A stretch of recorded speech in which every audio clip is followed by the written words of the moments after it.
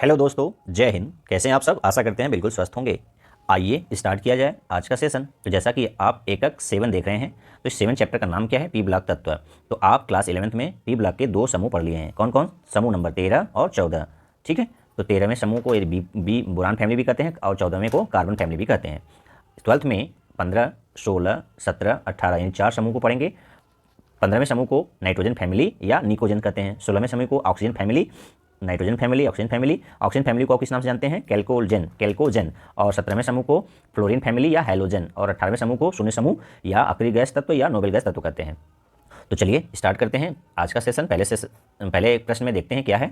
Chloride लवण में सांद्र H2SO4 मिलाने पर रंगहीन धूम बनते हैं, परंतु आयोडाइड लवण के साथ बैंगनी धूम बनते हैं। इसका कारण क्या है? तो ऑप्शन क्या है? सल्फ्यूरिक एसिड HI को I2 में अपचयित कर देता है। गलत। HI बैंगनी रंग का होता है, ये भी नहीं। HI का ऑक्सीकरण I2 में हो जाता है, बिल्कुल सही। ठीक है, चौथा भी पढ़ लेते हैं। HI HiO3 में परिवर्तित हो जाता है, नहीं। तो देखिए इसका एक्सप्लेनेशन क्या है। HI क्या है? प्रबल अपचायक है। ये ऑक्सीकृत हो जाता है किसमें? I2 में, और दूसरे को क्या कर देगा? अपचयित। तो ये क्या है? प्रबल अपचायक है, जो अपने ऑक्सीकृत होता है I2 में और दूसरे को क्या कर देता है? अपचयित कर देता है। क्यों अपचयित कर देता है? क्योंकि जब ये टूटता है H2 और I2 में, तो H2 क्या है? जब किसी के साथ जुड़ता है, किसी के साथ जुड़ेगा तो क्या बना देगा? अपचयन। वहाँ क्या बना देगा? नहीं, अपचयन कर देगा। और जितना ज़्यादा जल्दी अपचयन होगा उतना वो प्रबल अपचायक होता है। अच्छा, HI इतना जल्दी टूटता क्यों है H2 और I2 में? क्योंकि HI में H और I के बीच का जो बंध दूरी है वो बहुत ज़्यादा है, और ये बंध दूरी ज़्यादा होने से वीक होता है, इसलिए आसानी से H2 और I2 में टूट जाता है। चलिए एक प्रश्न के साथ 2-3 कंसेप्ट जानते रहिए। चलिए प्रश्न नंबर 2। गुणात्मक विश्लेषण में जब लवण के तनु HCl द्वारा अम्लीकृत जलीय विलयन में H2S प्रवाहित की जाती है तो एक काला अवक्षेप प्राप्त होता है, और छेप को HN3 के साथ, तनु HN3 के साथ मिलाकर उबालने पर एक नीले रंग का विलयन बनता है। इस विलयन में अमोनिया का जलीय विलयन अधिक में मिलाने से यह देता है, किस कलर का देता है? तो ये प्रश्न उन सबको समझ में आ रहा होगा अच्छे से जो प्रयोग किए होंगे लैब में। जो नहीं प्रयोग किए होंगे तो ये मेमोरी बेस्ड उनके लिए रहेगा, केवल रटने वाला होगा। फिर भी रटने के साथ साथ आप प्रयोग यदि अवसर मिले तो जरूर करिए, क्योंकि वो जीवन भर याद रहता है। तो चलिए देखिए, पहले करा नीला रंग बनता है, तो इसमें जो 4 ऑप्शन हैं क्या क्या है? कॉपर हाइड्रोक्साइड, कॉपर का जो अमोनिया के साथ कम्प्लेक्स यौगिक है, कॉपर नाइट्रेट और कॉपर हाइड्रोक्साइड, और कॉपर नाइट्रेट का जो संयुक्त यौगिक है। तो इन चारों में कॉपर का क्या है? नीला रंग होता है। कॉपर का जलीय विलयन नीला रंग होता है, लेकिन गहरा नीला रंग कब होगा? जब एक संकर यौगिक बनाएगा, यानी कम्प्लेक्स यौगिक बनाएगा, यानी टेट्राएमीन कॉपर सेकेंड कैटायन का जो विलयन का रंग होता है वो कैसा होगा? गहरा नीला। और गहरा नीला कैसा होगा मैं आपको दिखाने का प्रयास कर रहा हूँ। देखिए कुछ इस तरह से होगा, ये गहरा नीला। ठीक है, ये गहरा नीला है। ठीक है, जबकि ये कॉपर हाइड्रोक्साइड क्या होगा? ब्लू होगा, यानी नीला केवल होगा। कॉपर नाइट्रेट का भी नीला होगा, कॉपर हाइड्रोक्साइड और उसका क्या होगा? इसका भी नीला होगा। लेकिन गहरा नीला की बात करें तो डार्क ब्लू कब होगा? जब एक कम्प्लेक्स बनाएगा अमोनिया के साथ। तो आपको ऑप्शन समझ में आ गया कि कौन सा ऑप्शन होगा? सेकेंड। ठीक है, सेकेंड। चलिए थर्ड क्वेश्चन। साइक्लोट्राई मेटा फास्फोरिक अम्ल के एक अणु में कितने एकल बंध और कितने द्विबंध होते हैं? ठीक है, साइक्लोट्राई मेटा फास्फोरिक अम्ल के अणु में। तो पहले इसकी संरचना देख लीजिए, आप गिन लीजिए। तो ऑप्शन 3, 9, 6, 6, 3, 12, 0, 12। तो द्विबंध और एकल बंध एक साथ का मतलब कितने से कितने संख्या में होंगे?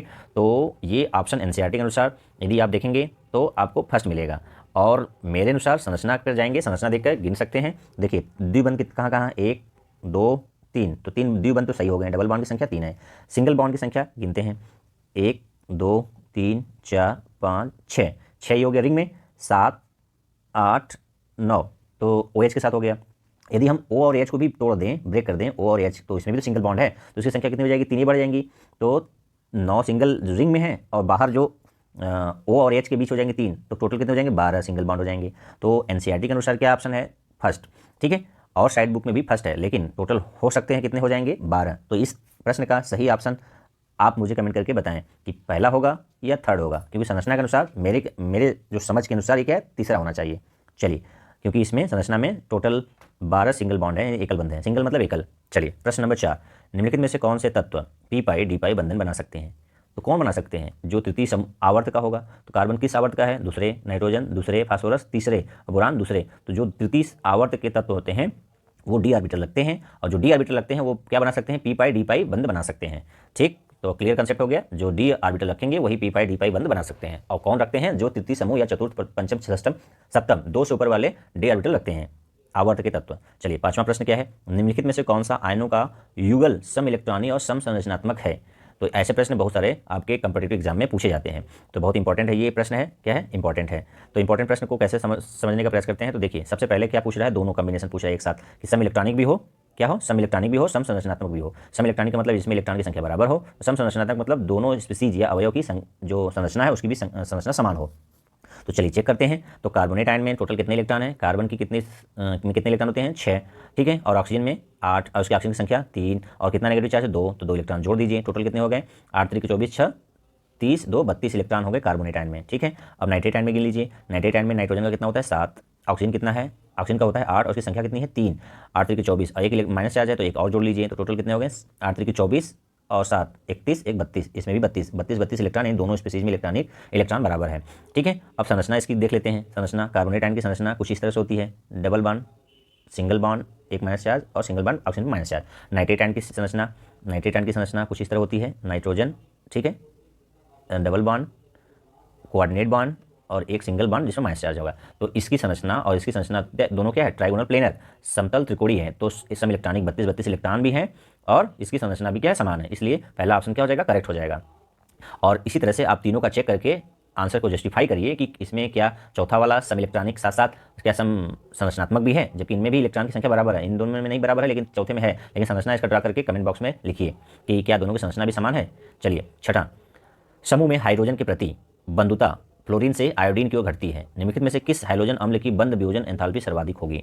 तो देखिए ये आंसर खुद ही कह रहा है कि H और F से नीचे जाएंगे, HCl, HBr और HI की ओर जाएंगे, तो इनके जो बीच का बंधन है, यानी HF के बीच जो बंधन है और HCl के बीच बंधन है, HBr के बीच बंधन है और HI के बीच बंधन है, वो क्या है, वो घटती जाती है, उनकी पकड़ क्या होती है, घटती जाती है, प्रति बंधुता क्या होती है, घटती जाती है, ठीक है। यानी बंध कमजोर होते जाते हैं। क्यों कमजोर होते जाते हैं, क्योंकि इनके बीच हाइड्रोजन और जो तत्व है, चाहे वो फ्लोरीन और क्लोरीन ब्रोमीन, उनके बीच का दूरी बढ़ती जाती है। जब दूरी बढ़ती जाएगी तो वो बहुत आसानी से टूट जाएंगे, क्या हो जाएंगे, बहुत आसानी से टूट जाएंगे। तो जब बहुत आसानी से टूट जाएंगे तो उनका वियोजन जो एंथैल्पी कम होगा, और सबसे अधिक किसका होगा, जिसमें मजबूत पकड़े रहेंगे। तो HF की वियोजन एंथैल्पी सर्वाधिक होगी और नीचे जाने पर घटता जाएगा। क्यों, क्योंकि H और एलिमेंट के बीच का जो दूरी है वो बढ़ती जाएगी। तो HI की दूरी सबसे अधिक है, सबसे प्रबल अपचायक है, और बंध वियोजन ऊर्जा सबसे कम है, और HF की बंध वियोजन ऊर्जा सबसे अधिक है। चलिए अगला प्रश्न, सातवां, EH हाइड्रोजन और एलिमेंट, ई फॉर एलिमेंट कोई है, उनके बंध वियोजन ऊर्जा नीचे दी गई है, इनमें से कौन सा यौगिक प्रबलतम अपचायक कर्मक होगा। तो यौगिक क्या है, यौगिक NH3 है, PH3 है, ASH3 है, SbH3 है, ठीक है। उनका डिसोसिएशन एंथैल्पी दिया है 389, 322, 297, 255। तो ऑप्शन में क्या है कि पूछ क्या रहा है, वियोजन एंथैल्पी सबसे प्रबल अपचयन यौगकर्मक कौन सा होगा। तो अभी मैं बताया कि जो तत्व, ई मतलब कोई तत्व है, H मतलब हाइड्रोजन है, जो जिसमें E और H का बीच सबसे कमजोर होगा, बंध एंथैल्पी सबसे कम होगा, वो बहुत आसानी से ब्रेक कर जाएगा, टूट जाएगा। E और EH में क्या हो जाएगा, टूट जाएगा। और जहाँ EH जुड़ेगा वहाँ क्या होगा, अपचयन, तो जल्दी से टूटेगा EH, जल्दी से अपचयन करेगा। तो जिसका बंध वियोजन ऊर्जा सबसे कम होगा वो प्रबलतम अपचायक होगा। तो इसके हिसाब से सबसे कम किसका है, एंटीमनी हाइड्राइड का है, यानी एंटीमनी हाइड्राइड सबसे कम, इसका डिसोसिएशन एंथैल्पी क्या है, सबसे कम है, इसलिए क्या होगा, प्रबलतम अपचयन कर्मक होगा, यानी ऑप्शन नंबर 4 करेक्ट हो जाएगा। कंसेप्ट के साथ आगे बढ़िए। चलिए आठवां प्रश्न, सफेद फास्फोरस CO2 के अक्रिय वातावरण में सांद्र NaOH के विलयन के साथ गर्म करने पर एक गैस बनाता है। इस गैस के लिए निम्नलिखित में से कौन सा कथन असत्य है, कौन सा कथन कह रहा है, असत्य है। तो पहले बता दें कि इस CO2 के अक्रिय वातावरण में जो फास्फोरस है NaOH के साथ अभिक्रिया करके क्या बनाएगा, फास्फीन बनाता है। क्या बनाता है, फास्फीन। और फास्फीन के लिए इनमें से चारों ऑप्शन में से कौन करेक्ट ऑप्शन होगा। तो यह अत्यधिक विषैली होती है, सही सच है। सड़ी मछली जैसी गंध वाली होती है, नहीं, मछली जैसी गंध होती है लेकिन सड़ी मछली जैसी गंध नहीं होती। तो ये ऑप्शन क्या होगा, क्या है, सत्य है। इसमें असत्य पूछ रहा है तो ये क्या है, सत्य कर रहा है। ये विषैली होती है, सड़ी मछली जैसी गंध वाली होती है, सत्य हो गया। प्रकाश की उपस्थिति में इसका जलीय विलयन अवघटित हो जाता है, ठीक है, ये भी सत्य है। यह NH3 की अपेक्षा अधिक क्षारीय होती है, ये क्या है, असत्य है। ये स्टेटमेंट क्या है, असत्य है। यह अमोनिया से कम क्षारीय होता है, लेकिन यहाँ क्या कह रहा है, अमोनिया की अपेक्षा अधिक क्षारीय होता है, ये क्या है, असत्य है। और चौथा कह रहा है अमोनिया से कम क्षारीय है, ये बात सत्य है। तो सत्य 3 हो गए, हमें छाटना क्या है, असत्य। असत्य क्या हो जाएगा, अमोनिया की अपेक्षा अधिक क्षारीय होती है। तो PH3 क्या है, अमोनिया से कम क्षारीय होता है, जबकि यहाँ पर क्या दिया है, अधिक क्षारीय। तो ये क्या होगा, सत्य। इस प्रश्न के लिए ऑप्शन क्या हो जाएगा, तीसरा करेक्ट हो जाएगा। 9वां क्वेश्चन क्या है, निम्नलिखित में से कौन सा अम्ल लवणों की 3 श्रेणियां बनाता है। तो जो साल्ट होते हैं उसको लवण बोलते हैं, तो उसमें 3 श्रेणियां कौन बनाएगा, जो 3 H+ दे सकता है। तो इसमें छाटिए कौन, ये 3 H+ दे सकता है। H3PO2 कितना H+ दे सकता है, केवल 1। H3PO3 कोई भी नहीं। H3PO3 3, H3PO3 2। तो कौन 3 H+ दे सकता है, कैसे पता चलेगा, इसकी संरचना से। तो संरचना इसको बनाकर ड्रा करके आप चेक कर सकते हैं। तो इसमें ये 3 दे रहा है, यानी 3 श्रेणियां इसकी बनाएगा, ऑर्थोफॉस्फोरिक अम्ल। तो ऑप्शन नंबर क्या हो जाएगा, तीसरा करेक्ट हो जाएगा। चलिए प्रश्न नंबर 10वां क्या कह रहा है, H3PO2 के प्रबल अपचायक व्यवहार का कारण है। क्या कारण है, ऑप्शन की तरफ ऑप्शन पढ़िए। फास्फोरस की निम्न आक्सीकरण अवस्था, नहीं। 2 OH समूह और 1 pH बंध की उपस्थिति, जी नहीं। 1 OH समूह और 2 pH बंधों की उपस्थिति, बिल्कुल सही, यही होगा। फिर भी चौथा ऑप्शन आप पढ़िए, फास्फोरस की उच्च इलेक्ट्रॉन लब्धि एंथैल्पी। चौथा भी नहीं होगा, तो कौन सा होगा? Option number 3। ऑप्शन नंबर क्या होगा? 3 सही होगा। तो कैसे हम जानेंगे कि 3 सही है, तीसरा सही है? इसके संरचना से जाइए। संरचना देखिए कि जब फास्फोरस के साथ हाइड्रोजन डायरेक्ट होगा, जुड़ा होगा, तो वो क्या होगा? अपचायक की तरह भांति काम करेगा। तो इसमें कितने पीएच बॉन्ड है? 2 पीएच बॉन्ड है, जिसके कारण ये क्या है? प्रबल अपचायक की भांति काम करता है। ठीक है, तो जब फास्फोरस के साथ 2 हाइड्रोजन डायरेक्ट जुड़े रहेंगे तब वो प्रबल अपचायक की भांति काम करेगा। ठीक, तो जब OH से जुड़े रहेंगे तो ये प्रबल अपचायक नहीं होगा। चलिए अगला प्रश्न 11वां। लेड नाइट्रेट को गर्म करने पर यह वह नाइट्रोजन और लेड के ऑक्साइड बनाता है, बनने वाले ऑक्साइड है। तो जब लेड नाइट्रेट को आप गर्म करेंगे, PbNO3 के होल ट्वाइस को गर्म करेंगे, तो क्या देगा आपको? यदि रिएक्शन याद होगा तो आपको मिलता है PbO और NO2, ये नाइट्रोजन गैस और लेड ऑक्साइड। तो ये किस ऑप्शन में है? ऑप्शन नंबर सेकंड में, NO2 और PbO। तो ऑप्शन सेकंड क्या हो जाएगा? करेक्ट हो जाएगा। अगला, निम्नलिखित तत्वों में से कौन सा तत्व अपरूपता प्रदर्शित नहीं करता? तो चारों ऑप्शन में नाइट्रोजन, बिस्मथ, एंटीमनी, आर्सेनिक में नाइट्रोजन नहीं करता, ये सब तीनों करते हैं। अपरूपता होता क्या है? एक तत्व के अनेक रूपों में प्राप्त होना, एक तत्व के अनेक भौतिक रूपों में मिलना क्या कहलाता है? अपरूपता। जैसे कार्बन के कितने अपरूपता हैं? अप्रूप हैं 3, कार्बन डायमंड, कार्बन ग्रेफाइट और कार्बन C60 फ्लोरीन। इस तरह से अन्य तत्वों के भी होते हैं। ऑक्सीजन के 2 अपरूप हैं, ऑक्सीजन और ओजोन। हाइड्रोजन के कितने हैं? हाइड्रोजन के अपरूप, हाँ, अपरूपता और समस्थानिक दोनों में अंतर है, तो कंफ्यूज नहीं होइएगा। ठीक है, तो जो मैं हाइड्रोजन का पूछा हूँ, अभी जो मैं बताने जा रहा था गलती से समस्थानिक बताने जा रहा था, लेकिन ये अब जो 1H1 1H2 समस्थानिक है, ना कि अपरूपता है। ठीक है, तो ध्यान रखिएगा इस बात का। चलिए अगला प्रश्न है 13 में। नाइट्रोजन की अधिकतम संयोजकता कितनी होती है? 3, 5, 4, 6। तो कितनी होती है? 4।